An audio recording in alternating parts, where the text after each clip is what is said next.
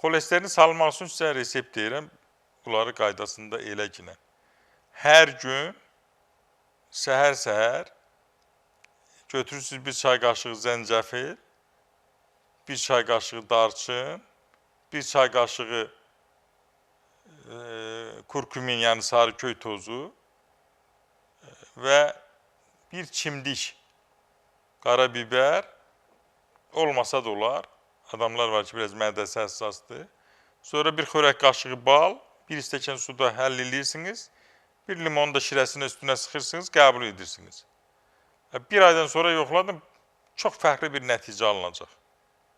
İndi rayon yerində bunun hamısı var, tapa bilməsən, götürürsən bir xörək qaşığı tut bəhməzi, yəni doşab, bəzi rayonlarımızda doşab deyilir. Bir stəkana tökürsən, üzərinə bir limonun şirəsini sıxırsan və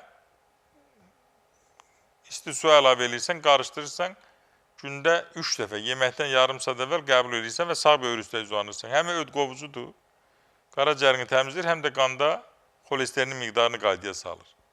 Çox sağ olun, sualınıza görə minnətdaram.